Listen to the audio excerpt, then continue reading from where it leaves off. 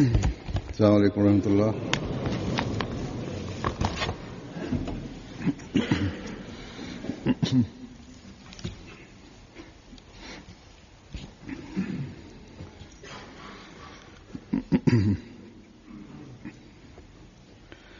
أشهد أن لا إله إلا الله وحده لا شريك له وأشهد أن محمدا عبده ورسوله أما بعد فأعوذ بالله من الشيطان الرجيم بسم الله الرحمن الرحيم الحمد لله رب العالمين الرحمن الرحيم مالك يوم الدين إياك نعبد وإياك نستعين اهدنا الصراط المستقيم صراط الذين أنعمت عليهم غير المغضوب عليهم ولا الضالين।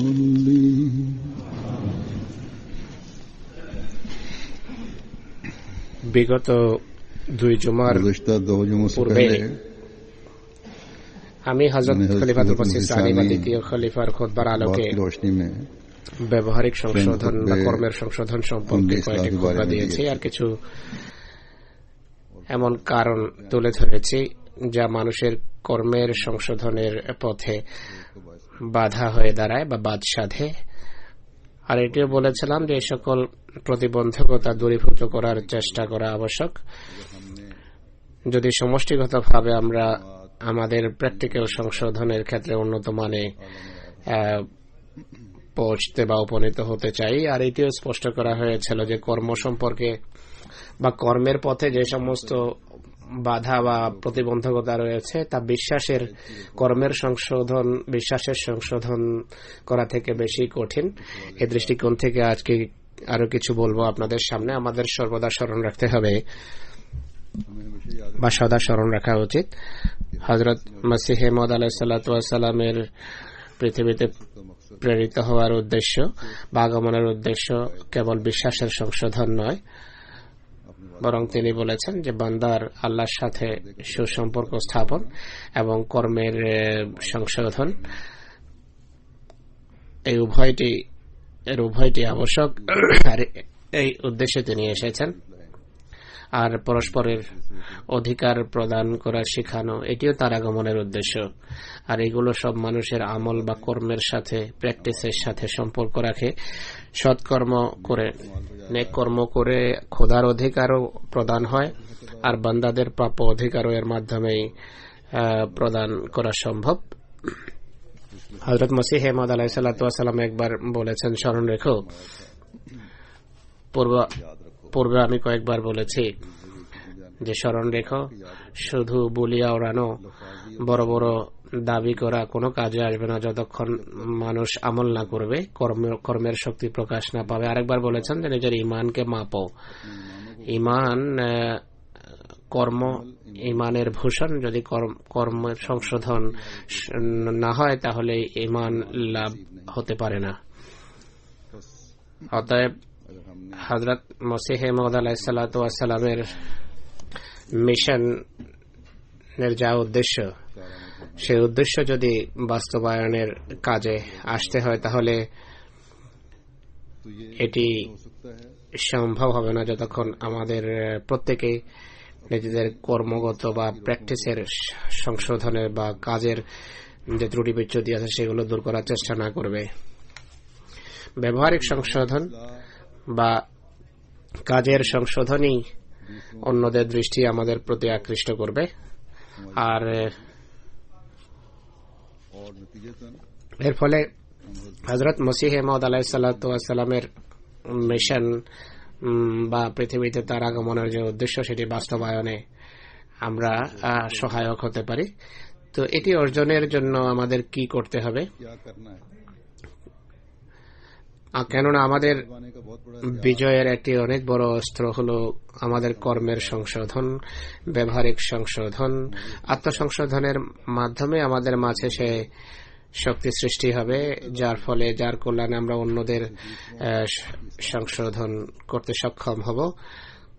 আমাদের পৃথিবীতে জয়যুক্ত হওয়ার উদ্দেশ্য কাউকে অধীনস্থ করা নয় বা জাগতিক কোনো লক্ষ্য অর্জন আমাদের উদ্দেশ্য নয়, বরং পৃথিবীর মন জয় করতে হবে খোদা এবং তার রসুলের জন্য, এবং পৃথিবীকে খোদা এবং রসুলের চরণে উপস্থিত করতে হবে। কিন্তু আমাদের এবং অন্যদের মাঝে যদি কোনো পার্থক্য না থাকে, তাহলে আমাদের কথা মানার কি প্রয়োজন আছে পৃথিবীর মানুষের? তাই আমাদের কর্মশক্তিতে আমাদের বলীয়ান হতে হবে, কর্মের গুণে আমাদের গুণান্বিত হতে হবে, শক্তিশালী হতে হবে, আর দৃঢ়তার সাথে আমাদের এর উপর প্রতিষ্ঠিত থাকতে হবে। অন্যদের দ্বারা প্রভাবিত হওয়ার পরিবর্তে, ত্রস্ত হওয়ার পরিবর্তে পৃথিবীকে প্রভাবিত করতে হবে। পৃথিবীর মানুষ আজকে যেখানে বৈষয়িকতার দাসত্ব করছে, জাগতিকতার দাসত্বের শৃঙ্খলে আবদ্ধ, এমন পরিস্থিতিতে পূর্বের তুলনায় বেশি আমাদের আত্মজিজ্ঞাসা করতে হবে, আত্মবিশ্লেষণ করতে হবে, আর এর উপর দৃষ্টি রেখে দুনিয়ার ভয় বা ভীতিকে ঝেড়ে ফেলতে হবে আমাদের। আর পৃথিবীকেও বা পৃথিবীবাসীদের এই শয়তানি থাবা থেকে নিষ্কৃতি দেয়া বা মুক্তি দেয়া আবশ্যক, যেন আমরা প্রকৃত অর্থে খোদার প্রাপ্য অধিকার প্রদানকারী হতে পারি। পৃথিবীর সংখ্যাগরিষ্ঠ মানুষ যেন সেটি এই লক্ষ্য অর্জন করতে পারে, কিন্তু এই পথে অনেক বাধা রয়েছে। এই উদ্দেশ্যে আমাদের নিজেদের মাঝে এমন শক্তি সৃষ্টি করতে হবে, এমন বলীয়ান হতে হবে, যার মাধ্যমে এই সকল প্রতিবন্ধকতা সহজে দূর করা সম্ভব হবে। এই পৃথিবীর মোকাবেলার জন্য আমাদের কিছু নিয়ম কানুন নির্ধারণ করতে হবে, যা আমাদের সবাই মেনে চলবে, আমাদের সবাই তার শিরোধার্য করবে এবং তা অনুসরণ করবে। এর জন্য আমাদেরকে নিজেদের কুপ্রবৃত্তিকে পিষ্ট করতে হবে, একটা পরিবেশ, অনুকূল পরিবেশ সৃষ্টি করতে হবে। যতদিন এটি সম্ভব না হবে, সফলতা লাভ করা সম্ভব হবে না, সফলতা লাভ হবে না বা সাফল্য আসবে না। যেভাবে গত এক খুতবায় আমি বলেছি, আজকের পৃথিবী ছোট হতে হতে একটা শহরে রূপান্তরিত হয়েছে, বরং বলতে হবে যে বিশ্বপল্লীতে রূপ নিয়েছে, বরং একটা পাড়ায় রূপ নিয়েছে। সহস্র মাইল দূরের পাপ বা নোংরামি সহস্র মাইল দূরে মানুষের প্রত্যেক ঘরে পৌঁছে গেছে ইলেকট্রনিক মিডিয়ার কল্যাণে, আর প্রত্যেক দেশের কল্যাণ এবং ভালো মঙ্গল সকল ঘরে পৌঁছে গেছে মিডিয়ার সুবাদে, প্রচার মাধ্যমের সুবাদে। সামগ্রিক দৃষ্টিকোণ থেকে যদি আমরা দেখি, তাহলে দেখবেন যে পাপ প্রসারের অনুপাত বা হার পুণ্যের প্রসারের তুলনায় অনেক বেশি দ্রুত, অনেক বেশি। যেভাবে পূর্বে বলেছি, পাপ এবং পুণ্যের মানদণ্ড বা ক্রাইটেরিয়া বদলে গেছে। একটা জিনিস যা ইসলামী বিশ্বে অন্যায় বা পাপ গণ্য হয়, বস্তুবাদী সমাজে বা যে সমাজে কোনো ধর্ম নেই বা বিধর্মী সমাজে সেটি কোনো পাপ নয়। যাকে আমরা পাপ মনে করি, এদের জন্য, এদের দৃষ্টিতে তা অত্যন্ত তুচ্ছ বিষয় বা কিছুই নয়, বরং কোনো কোনো ক্ষেত্রে সেটিকে নেকি মনে করা হয়, পূর্ণ মনে করা হয়। হযরত মুসলিহ মাউদ রাদিয়াল্লাহু আনহু দৃষ্টান্ত দিয়েছেন, পাশ্চাত্যে নৃত্য করার অভ্যাস আছে বা নাচের অভ্যাস আছে। হযরত মুসলিহ মাউদ রাদিয়াল্লাহু আনহুর যুগে এর তত প্রচলন ছিল না, বা বিশেষ জায়গায় যেতে হতো নৃত্য নাচ দেখতে হলে সে যুগে, কিন্তু আজকাল টেলিভিশন এবং ইন্টারনেট এটি সর্বত্র পৌঁছিয়ে দিয়েছে। আর সব ঘরে বিনোদনের নামে কোন কোন ঘরে নৃত্য নিকেতনে পরিণত হয়েছে বা নাচের কেন্দ্রস্থলে পরিণত হয়েছে। কোন কোন পারিবারিক অনুষ্ঠানেও নৃত্যের আসর বসানো হয়, বিশেষ করে বিয়ের সময় বিনোদনের নামে, আনন্দের নামে অশ্লীল নাচ গানের আসর বসানো হয়। এক আহমদী ঘর এটি থেকে সম্পূর্ণভাবে পবিত্র হওয়া চাই, এদিকে বিশেষ মনোযোগ নিবদ্ধ করা প্রয়োজন। যাই হোক, হযরত মুসলিহ মাউদের প্রেক্ষাপটে আমি কথা বলছিলাম, তিনি বলেছেন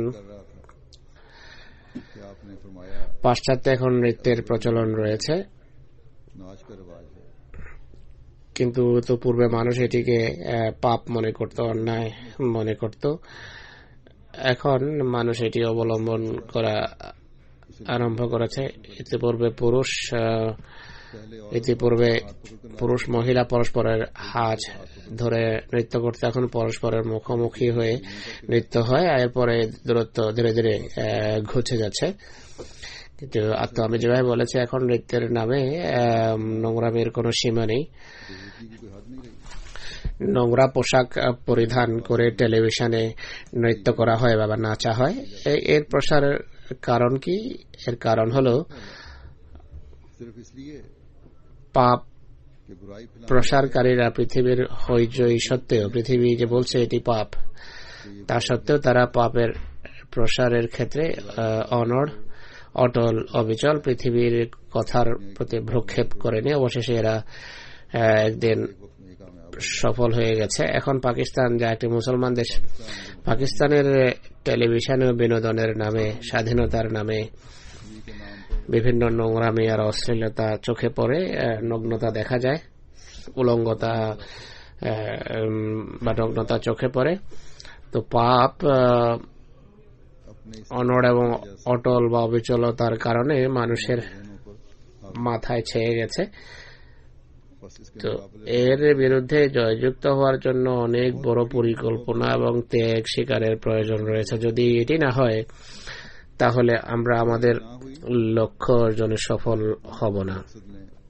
তাই অনেক ভাবার দরকার আছে, পরিশ্রমের প্রয়োজন, প্রণিধানের প্রয়োজন, সেই সকল মূল্যবোধ ধারণ এবং বরণের প্রয়োজন, যা অবলম্বন করে এই সকল প্রতিবন্ধকতা আমরা দূরীভূত করতে পারি, যাকে কাজে রূপায়িত করে আমাদের মাঝে এই সকল প্রতিবন্ধকতা দূর করার বৈশিষ্ট্য বা শক্তি সৃষ্টি হতে পারে, যার কল্যাণে আমরা পাপের মোকাবেলা করতে পারব।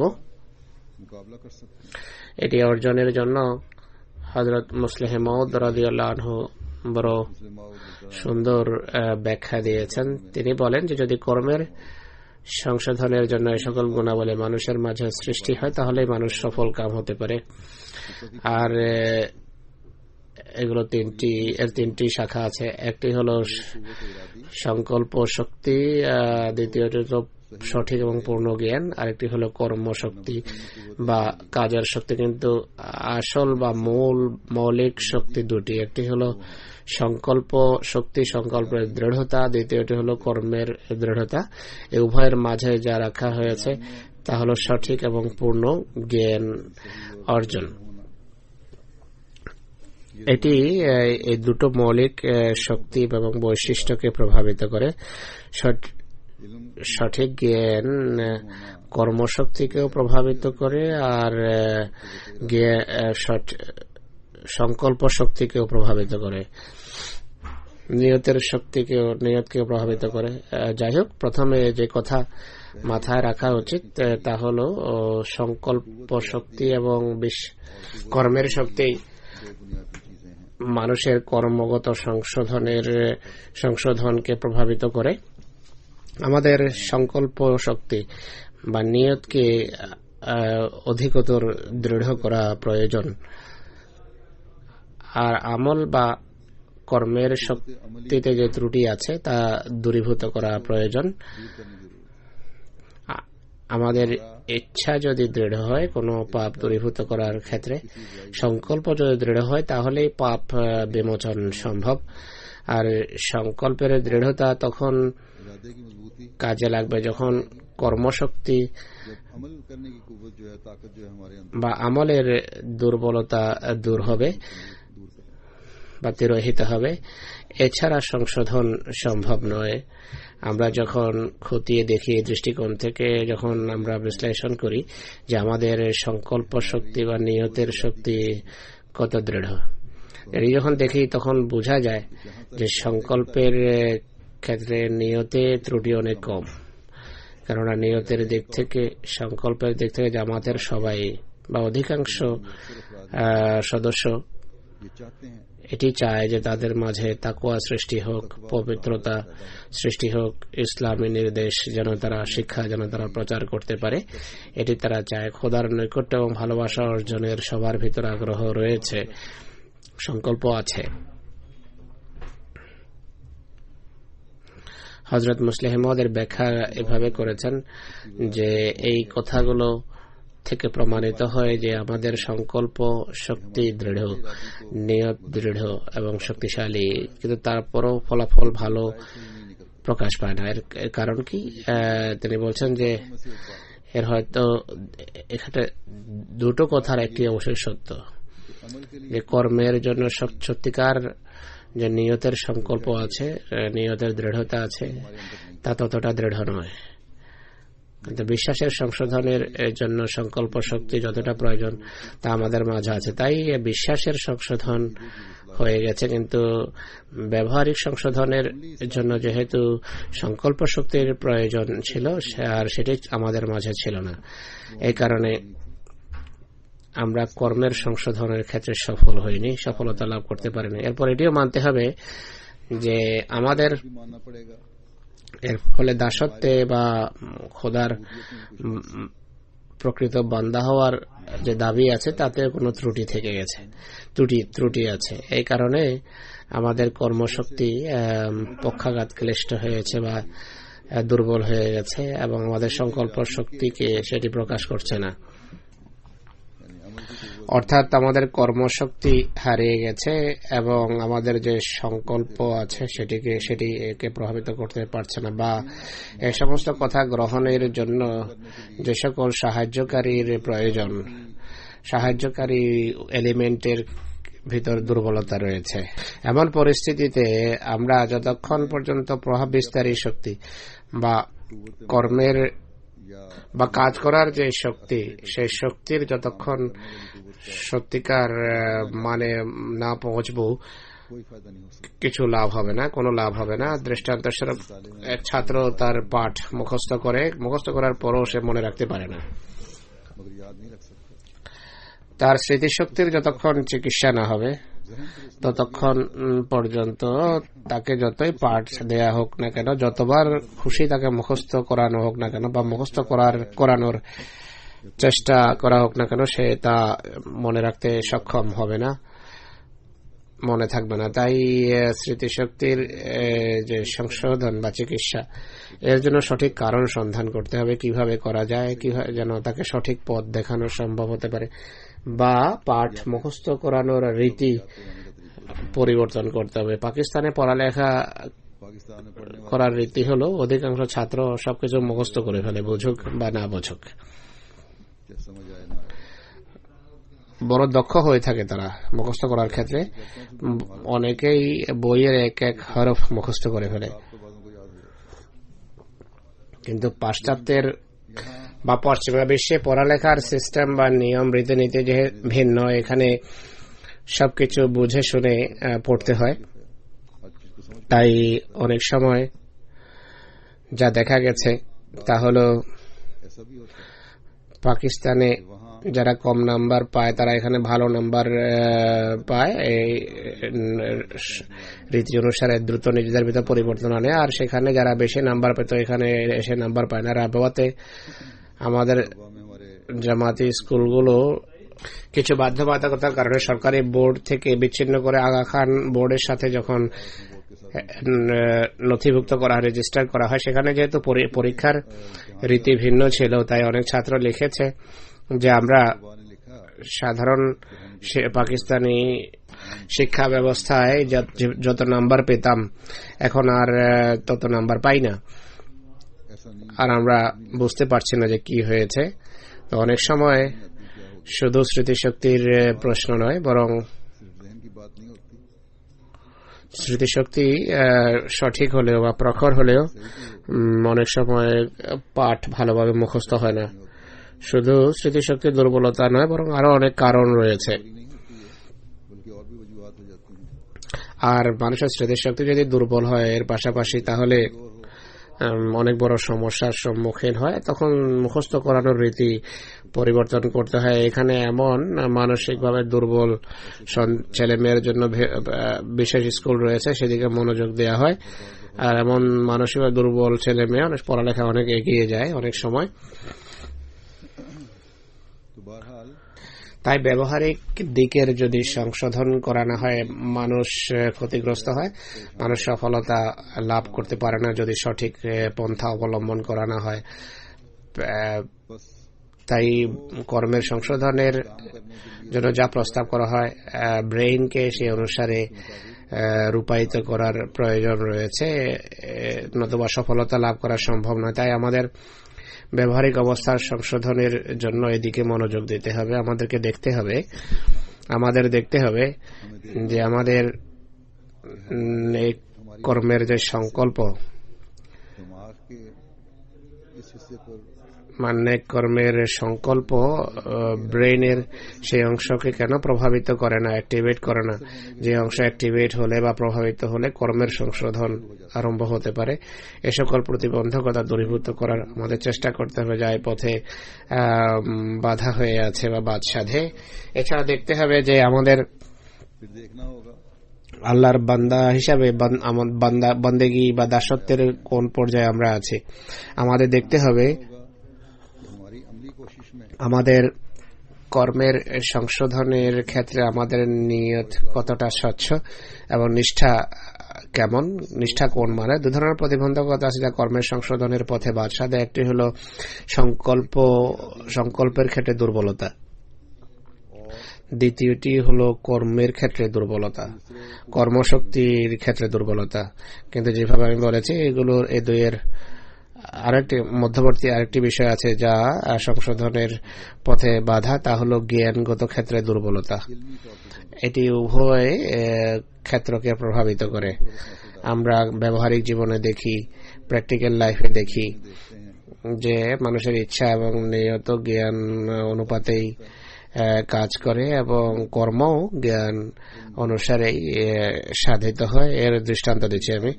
যদি কোনো মানুষ এটি না জানে যে 1000 ব্যক্তির এক সৈন্যবাহিনী তার ঘরে হামলা করতে যাচ্ছে, বরং সে শুধু এটাই জানে যে কেউ আক্রমণ করবে, তারা হয়তো 2-1 জন। তো এমন ক্ষেত্রে সে প্রস্তুতি নেয় শুধু 2-1 জনের। কিন্তু যদি সে জানে যে আক্রমণকারীদের সংখ্যা 1000, তাহলে সে তদনুপাতে বা সে অনুসারে প্রস্তুতি নেবে, ভিন্ন ধরনের প্রস্তুতি নেবে। তাই জ্ঞানের ঘাটতির কারণে ত্রুটি থেকে যায়।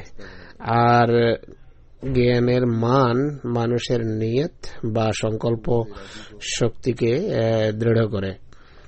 অনুরূপভাবে মানুষ যদি কোনো ভারী বস্তু বা ভার বহন করতে যায়, সেটি হালকা মনে করে ওঠাতে যায়, কিন্তু দেখে যে ভারী। কিন্তু একবার যদি তার ধারণা হয়ে যায় যে ভারী বস্তু, তাহলে সে বেশি শক্তি নিয়োজিত করে, বেশি শক্তি ব্যয় করে বস্তু উঠানোর রীতি বদলে নেয় এবং সহজে উঠাতে পারে। তাই অতিরিক্ত কোনো শক্তি বাহির থেকে আসেনি তার মাঝে, বরং জ্ঞান বা জানা থাকার কারণে, সঠিক চিত্র জানা থাকার কারণে শক্তি এবং সঠিক পন্থায় সে শক্তি কাজে লাগিয়েছে বলে সে সফলতা লাভ করেছে। তাই খোদা প্রদত্ত শক্তি বা সামর্থ্য রয়েছে। যখন সেই শক্তি এবং সামর্থ্যের ব্যবহার সঠিক হয়, তখন কাজ সহজসাধ্য হয়ে যায় বা ভালোভাবে কাজ সাধিত হয়। আর এটি হয় জ্ঞান থাকার সুবাদে। যদি শক্তি এবং সামর্থ্যের ব্যবহার সঠিক না হয় তাহলে সামান্য বিষয়েও তুচ্ছ বিষয়েও মানুষ ক্ষতিগ্রস্ত হয়। তো এই নীতিই কর্মের যে শক্তি সেটিকে কাজে লাগানো বা আমলের যে দুর্বলতা আছে তা দূরীভূত করার জন্য এই নীতি এখানে কাজে লাগানো বা প্রয়োগ আবশ্যক। আর এর জন্য জ্ঞানকে ব্যাপকতর করতে হবে যেন জ্ঞান অনুসারে সঠিক মাত্রায় শক্তি প্রয়োগ করা যায় আর এই যে দুর্বলতা দূরীভূত করা সম্ভব হয়। হযরত মুসলিম মাউদ রাদিয়াল্লাহু আনহু একটি কথা এটি বলেছেন যে আল্লাহ তাআলা সব মানুষের মাঝে একটা মুওয়াজানা শক্তি বা তুলনা শক্তি বা পার্থক্য করার শক্তি রেখেছেন, যার মধ্যে সে দুই বস্তুর মাঝে পার্থক্য করতে পারে, যার মাধ্যমে সিদ্ধান্ত করতে পারে যে অমুক কাজের জন্য এত শক্তির প্রয়োজন। কেননা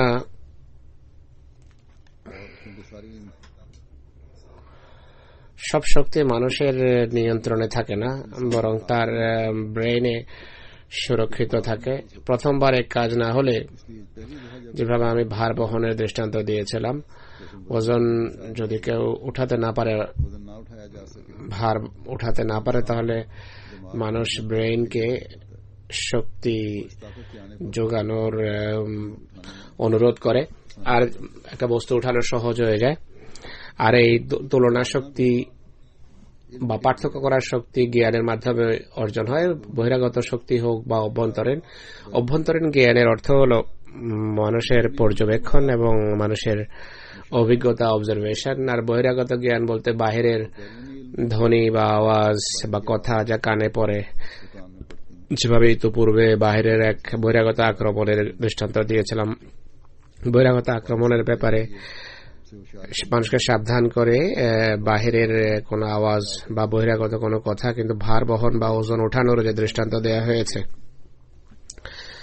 এর তুলনা শক্তি বা তার পার্থক্য করার শক্তি নিজে তাকে প্রস্তুত করে যে পূর্বে তুমি এটিকে স্বল্প মনে করতে, যেমন 10 শের ছিল, তুমি 5 শের মনে করতে এবং স্বল্প শক্তি প্রয়োগ করেছো, তাই ব্যর্থ হয়েছে। এখন এটি বহনের জন্য 10 শের সমান শক্তি প্রয়োগ করো, তাহলে তুমি তা বহন করতে সক্ষম হবে, উঠাতে সক্ষম হবে। এই নীতি যদি অনুসৃত হয় তাহলে কর্মের সংশোধনের ক্ষেত্রে, আমলের সংশোধনের জন্য যখন মানুষ দণ্ডায়মান হয়, তখন তার তুলনা শক্তি বা পার্থক্য করার শক্তি তাকে বোঝায় যে আমার সফলতার জন্য কতটা চেষ্টা প্রয়োজন।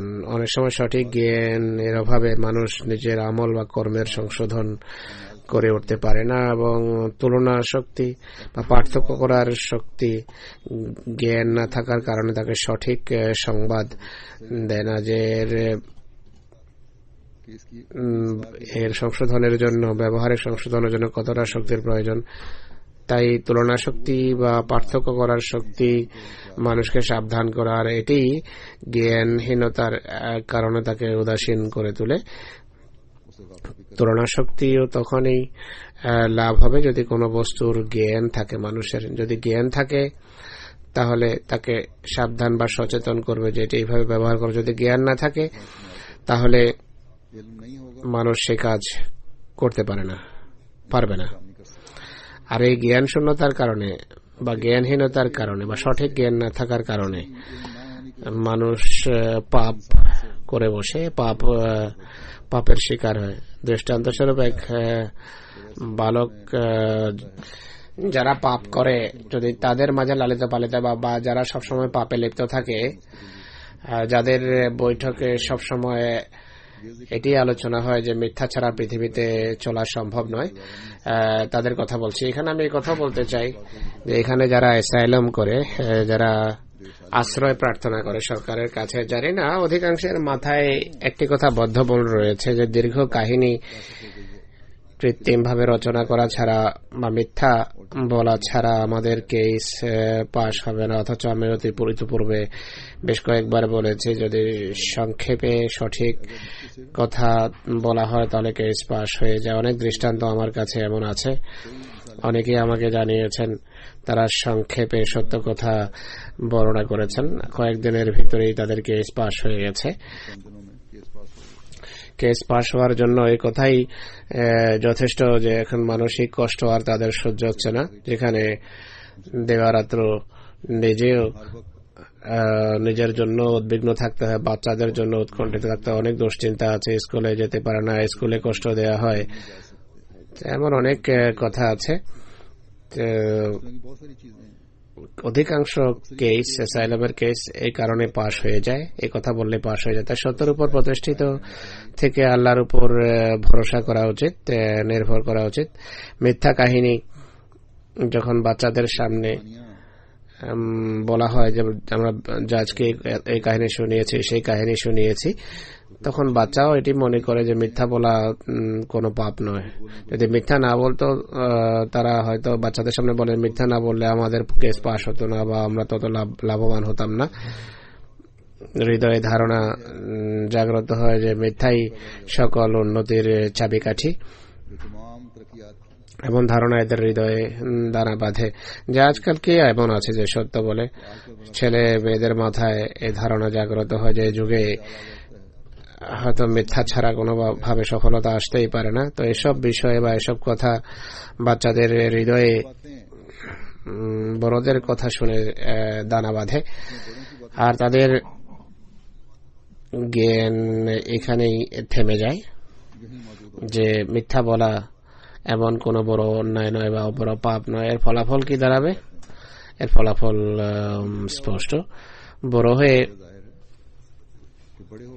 এমন ছেলে মেয়ে যেখানে মিথ্যা বলার সুযোগ পাবে, তারা নিজেদের ভালো মন্দের পার্থক্য করার শক্তির কাছে সিদ্ধান্ত চাইবে এবং তার পার্থক্য করার শক্তি তাকে সিদ্ধান্ত দেবে তাৎক্ষণিকভাবে যে আশঙ্কা আছে তাই মিথ্যা বলো, কোনো অসুবিধা নেই। তো অনুরূপভাবে গীবত বা পরচর্চার বিষয়টি নেন। যদি ছেলে বা মেয়ে তার চতুর্পাশে পরিবেশে মানুষকে গীবত করতে দেখে যে সবাই পরচর্চায় অভ্যস্ত, এমন বাচ্চা ছেলে বা মেয়ে বড় হয়ে যখন গীবতের সুযোগ পাবে আর যে সে মনে করে যে গীবত বা পরচর্চা করলে আমার লাভ হবে, তখন তার তুলনা শক্তি বা ভালো মন্দের পার্থক্য করার শক্তি তাকে এটি বলবে যে তোমার চতুর্পাশে যে পরিবেশ বিরাজ করছে তাতে সবাই গীবত করছে, পরচর্চায় অভ্যস্ত, তুমি করলে অসুবিধা কি? সে ভাববে যে এটি হয়তো অন্যায়, কিন্তু তত বড় অন্যায় নয়। এ সম্পর্কে পূর্বের এক খুতবায় কথা হয়েছে। কর্মের সংশোধনের ক্ষেত্রে অনেক বড় একটি বাধা হলো এই কথা মনে করা যে কিছু পাপ ছোট আর কিছু পাপ বড়, আর ছোট ছোট পাপ করলেও কোনো অসুবিধা নেই। আর তখন একবার যদি মানুষ এমন করে তাহলে এমন পাপ পরিত্যাগ করা তার জন্য কঠিন হয়ে যায়। মানুষের ভিতর তুলনা শক্তি বা পার্থক্য শক্তি থাকে, কিন্তু ভ্রান্ত জ্ঞান যা পরিবেশ তাকে দিয়েছে এর কারণে তার মাঝে ততটা শক্তি সৃষ্টি হয় না যার কল্যাণে সে পাপের উপর জয়যুক্ত হতে পারে। যেভাবে ওজন বা ভার বহনের দৃষ্টান্ত পূর্বে দেয়া হয়েছিল, একবার সে একটা ওজন বা ভার বহন উঠাতে পারেনি, কিন্তু তার ব্রেইন যখন বেশি ভারী বস্তু উঠানোর বার্তা পাঠালো, একই হাত সেই ভারী বস্তু উঠাতে সক্ষম হয়। কিন্তু মানুষের তুলনা শক্তি বা পার্থক্য করার শক্তি যদি তার ব্রেইনকে বা মগজকে এই বার্তা না পাঠাতো তাহলে তা ওঠানো সম্ভব হতো না। অনুরূপভাবে পাপ মেটানোর নীতিও এটি। পাপ দূর করার শক্তি মানুষের মাঝে আছে, কিন্তু পাপ যখন সামনে আসে আর তুলনা শক্তি বা পার্থক্য করার শক্তি তাকে বলে যে এই পাপ করলে অসুবিধা কি, ছোট্ট সামান্য পাপই তো, এটি করলে অথচ পক্ষান্তরের লাভ অনেক বেশি, তখন তার ব্রেইন বা চিন্তা ভাবনার শক্তি সে পাপ মেটানোর শক্তি প্রেরণ করে না, তার চেতনা হারিয়ে যায় বা তার সংকল্প শক্তি বিলুপ্ত হয় এবং পাপ হয়ে যায় তখন তার হাতে। এক কথায় কর্মের বা আমলের সংশোধনের জন্য তিনটি জিনিসের দৃঢ়তা আবশ্যক। এক, সংকল্প শক্তির দৃঢ়তা, একটি জ্ঞান বৃদ্ধির আবশ্যকতা, আর একটি হলো কর্মশক্তিকে দৃঢ় করা। এটি আবশ্যক, এটিও স্মরণ থাকা উচিত যে জ্ঞান বৃদ্ধি সত্যিকার অর্থে সংকল্পের দৃঢ়তার সাথে সম্পর্কযুক্ত। সংকল্পের অংশ। জ্ঞান বৃদ্ধির পাশাপাশি মানুষের সংকল্প শক্তিও বৃদ্ধি পায়, বা বলা যায় যে মানুষ কর্মের জন্য, আমলের জন্য প্রস্তুত হয়ে যায়। তো এসব কথা সারাংশ হলো কর্মের সংশোধনের জন্য আমাদের তিনটি জিনিসের প্রয়োজন। প্রথমটি সংকল্পের দৃঢ়তা, অর্থাৎ বড় বড় কাজের যোগ্যতা অর্জন। জ্ঞান বৃদ্ধি যে আমাদের সংকল্প শক্তি, আমাদের নিয়তকে বা সংকল্প শক্তিকে অনুভব করে এদিকে সঠিক কি ভ্রান্ত, আর সঠিকের সমর্থন করতে হবে, আর এর উপর প্রতিষ্ঠিত হওয়ার পুরো চেষ্টা করতে হবে। ঔদাসীন্যের মাঝে কোথাও মানুষ সুযোগকে হেলায় না, নষ্ট করে। আর তৃতীয়টি হলো কর্মের শক্তি, অর্থাৎ আমাদের অঙ্গ প্রত্যঙ্গ আমাদের সংকল্প এবং নিয়তের অধীনস্থ হওয়া চাই। আমাদের নোংরা নিয়ত নয়, নোংরা সংকল্প নয়, নেক সংকল্প, নেক নিয়ত, আর এর নির্দেশ মানতে যেন অস্বীকার না করে। এই কথাগুলো পাপ থেকে বের করার এবং কর্মের সংশোধনের মৌলিক কারণ। নিজেদের সংকল্প শক্তি বা নিয়তকে সেই শক্তিশালী কর্মকর্তার মতো করে গড়ে তুলতে হবে যে নিজের নির্দেশ, নিজের শক্তি এবং নিজের সামর্থ্য আর যোগ্যতা এবং নীতি অনুসারে মানুষকে মানতে বাধ্য করার কোনো হিকমত বা কোনো যুক্তি, কোনো বাহানাকে নিজের উপর জয়যুক্ত হতে দেয় না। আমাদের নিজস্ব প্রস্তাবিত সংজ্ঞা অনুসারে ছোট ছোট পাপকে আমাদের উপর জয়যুক্ত হওয়া থেকে বিরত রাখতে হবে। সঠিক জ্ঞান শেষ পাপ থেকে আমাদের দূরে রাখবে, যা তুলনা শক্তি বা পার্থক্য করার শক্তির দুর্বলতার কারণে সৃষ্টি হয়ে। দৃষ্টান্ত আমি পূর্বে দিয়েছি যে মানুষের চেতনা হারিয়ে যায়, মানুষ চেতনাহীন হয়ে যায়, ছোট বড় পাপের বাজে বিতর্কে মানুষ লিপ্ত হয় এবং সংশোধনের সম্ভাবনা হারিয়ে যায়। অনেক সময় এটিও হয় যে জ্ঞানের অভাবে মানুষের সংকল্প শক্তি কোনো সিদ্ধান্ত করে উঠতে পারে না যে কি করবে বা কি করা উচিত। অনুরূপভাবে কর্মশক্তি যদি দৃঢ় হয় তাহলে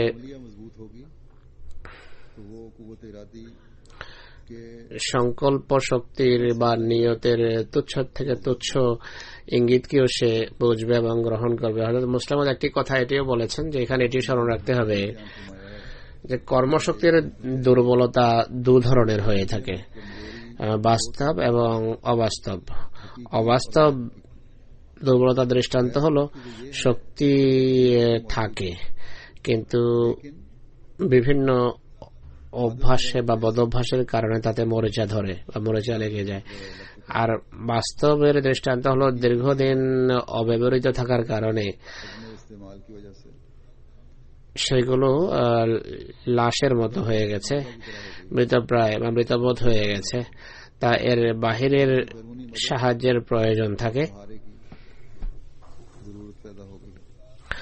আর অবাস্তব বিষয়ে দৃষ্টান্ত, অবাস্তব বিষয়ের জন্য এমন এক ব্যক্তির কথা বলা যায় যার 1 মণ বা 40-এর ওজন উঠানোর শক্তি আছে, কিন্তু কাজের অভ্যাস না থাকার কারণে যখন তাকে ওজন বা বোঝা বহন করতে বলা হয় সে দুশ্চিন্তাগ্রস্ত হয়, সে ভয় পায়। এমন ব্যক্তি যদি নিজের উপর চাপ দেয় বা যদি চেষ্টা করে তাহলে বোঝা বহনের যোগ্যতা অর্জন করবে এবং এক্ষেত্রে সফলতা লাভ করবে। আর বাস্তবের দৃষ্টান্ত হলো দীর্ঘদিন কাজ না করার কারণে কাজের শক্তি মানুষের হারিয়ে যায়।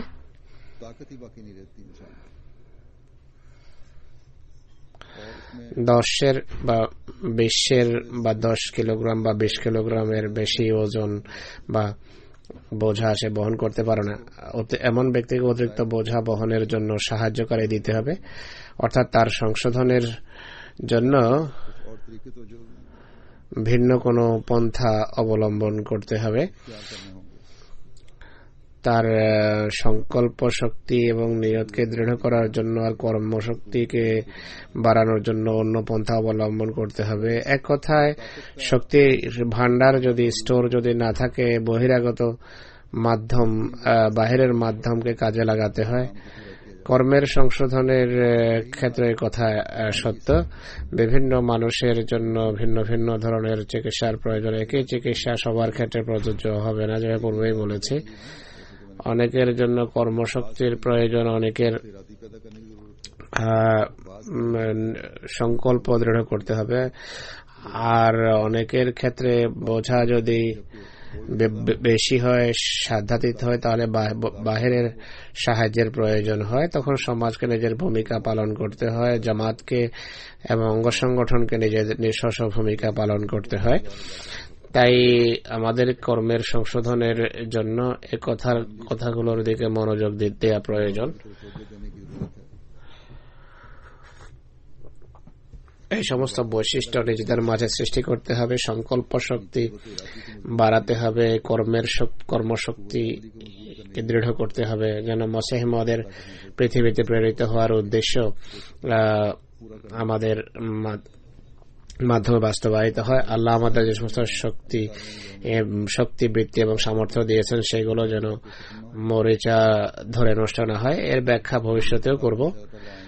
শেষের দিকে হযরত মসিহ মওউদের কিছু উদ্ধৃতি আপনাদের সামনে উপস্থাপন করব। তিনি বলেছেন, আল্লাহর কাছে সংশোধনের জন্য দোয়া করা এবং নিজের শক্তি সংশোধনের উদ্দেশ্যে নিয়োজিত করা, এটি ইমানের রীতি বা ইমানের প্রমাণ। তাই আল্লাহ তাআলার কাছে সংশোধনের জন্য দোয়া করা, নিজের সংকল্প শক্তি দোয়ার মাধ্যমে দৃঢ় করা, বৃদ্ধি করা, আর শক্তিকে ইতিবাচক কাজে লাগানো, সংকল্প শক্তিরই একটি বহির প্রকাশ হবে। এই বহির প্রকাশ যদি উন্নত মানের হয়, তাহলে এটিকে ঈমান বলা হয়। এরপর বান্দা সকল কাজ খোদা সন্তুষ্টির জন্যই করতে পারে, করে, এবং খোদা সন্তুষ্টির প্রতি তার মনোযোগ থাকে। আরেক জায়গায় মসিহ মওউদ বলেন, তোমরা শুধু ব্যবহারিক দৃষ্টান্ত স্থাপন করো, আর এতে যেন এমন এক ঔজ্জ্বল্য থাকে যা দেখে অন্যরা তা গ্রহণ করতে বাধ্য হয়। ঔজ্জ্বল্য যদি না থাকে, কেউ তা গ্রহণ করতে প্রস্তুত হবে না বা প্রবৃত্ত হবে না। তোমাদের অভ্যন্তরীণ অবস্থায় যদি স্বচ্ছতা এবং ঔজ্জ্বল্য সৃষ্টি না হয়, তাহলে কেউ তা গ্রহণ করবে না। তোমাদের চরিত্র যদি উন্নত মানের না হয়, তোমরা কোনো পর্যায়ে বা কোথায় পৌঁছবে না। তাই ব্যবহারিক অবস্থার সংশোধনের জন্য অনেক বেশি পরিশ্রমের প্রয়োজন, চিরজাগরুক থাকার প্রয়োজন রয়েছে, চিরজাগ্রত মন মানসিকতা প্রয়োজন, যেন প্রত্যেক আহমদী হওয়ার যে উদ্দেশ্য সেটি অর্জনে সক্ষম হয়। মসিহ মওউদের ইচ্ছা এবং বাসনা অনুসারে যেন আমরা প্রকৃত মুসলমান হতে পারি। আল্লাহ তাআলা আমাদের সবাইকে তৌফিক দিন। নামাজের পর একটি গায়বানা জানাজা হবে। এটি জনাব মাশরাক আলী এম এ সাহেবের। তিনি ভারতের কলিকাতার অধিবাসী। 3রা জানুয়ারি 2014-তে প্রায় 80 বছর বয়সে তিনি কাদিয়ানে ইন্তেকাল করেছেন। ইন্না লিল্লাহি ওয়া ইন্না ইলাইহি রাজিউন। গত 1 বছর ধরে তিনি অসুস্থ ছিলেন। ছেলে জাপানও নিয়ে গেছে চিকিৎসার জন্য, কিছুটা সুস্থ হয়েছেন। আজকাল কাদিয়ানে ছিলেন। মেয়ের কাছে 1965 সনে তিনি বয়াত করেন, আহমদিয়ত গ্রহণ করেন। এরপর জীবনের শেষ নিঃশ্বাস পর্যন্ত তিনি পাগল প্রায় ধর্মের কাজে বা তাবলীগের কাজে রত ছিলেন। সুদীর্ঘ 48 বছর ধর্মের খেদমতে রত ছিলেন। সেক্রেটারি তবলিগ কায়েদ খোদাবল আহমদিয়া নাজেম আনসারুল্লাহ পশ্চিমবঙ্গ, আমির কলিকাতা হিসাবে নায়েব আমির হিসাবে কাজ করেছেন। দীর্ঘকাল পশ্চিমবঙ্গ এবং আসামের আমির হিসাবে কাজ করার সুযোগ পেয়েছেন। নেপালের তবলিগি বিষয়ের নিগরান ওয়াকফে জদিদ কাদিয়ানের সদস্য ছিলেন। বাংলা ভাষায় আল বুশরা পত্রিকা ছাপতেন এবং নিজেই পোস্ট করতেন। কাদিয়ানের নাজারে আলা এনাম গৌরী সাহেব লেখেন যে আমি তার সাথে পশ্চিমবঙ্গ এবং আসাম বারবার সফর করেছি। বিপদসংকুল স্থানেও জলসা এবং বক্তৃতা থেকে বিরত হতেন না। 3 বার এই অধবের সাথে আশঙ্কাজনক স্থান থেকে নিরাপদে বেরিয়ে আসার আল্লাহ তাআলা সুযোগ দিয়েছেন। গাড়ি এবং বিভিন্ন জিনিসের ক্ষতি হয়েছে, কিন্তু জামাতের সদস্যরা নিরাপদ ছিলেন। সকল বিপদসংকুল স্থানে নিয়ে যেতেন নির্ভীকভাবে। তার সাথে সফরের সময় সব এলাকায় ঐশী সাহায্য সমর্থনের বিভিন্ন নিদর্শনের কথা আলোচিত হতো। পশ্চিমবঙ্গ আসামে বিভিন্ন অনেক জামাত প্রতিষ্ঠিত হয়েছে তার যুগে। অত্যন্ত খোদার উপর তাওয়াক্কুলকারী দরবেশ প্রকৃতির মানুষ ছিলেন। মুসি ছিলেন। কাদিয়ানের বেশিরভাগ গোড়ায় কবরস্থ হয়েছেন। তিনি 3 মেয়ে এবং 2 ছেলে রেখে গেছেন শোক সন্তপ্ত পরিবারের অংশ হিসাবে। এক ছেলেকে জামাতে আহমদিয়ার প্রায় সব সদস্য জানেন, ইসমাতুল্লাহ সাহেব, যিনি জলসা সালানের নজম পড়েন। MTA-তেও তার নজম সম্প্রচারিত হয়। আল্লাহ তাআলা মরহুমের পদমর্যাদা উন্নীত করুন এবং তার সন্তান সন্ততিকে তার পুণ্যের উপর প্রতিষ্ঠিত থাকার তৌফিক দেন।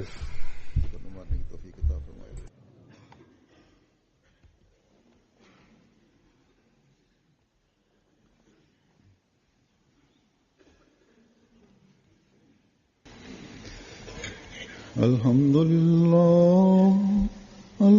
لله نحمده ونستعينه ونستغفره ونؤمن به ونتوكل عليه ونعوذ بالله من شرور أنفسنا ومن سيئات أعمالنا من يهده الله فلا مضل له ومن يضلل فلا هادي له ونشهد أن لا إله إلا الله ونشهد أن محمدا عبده ورسوله عباد الله رحمكم الله إن الله يأمر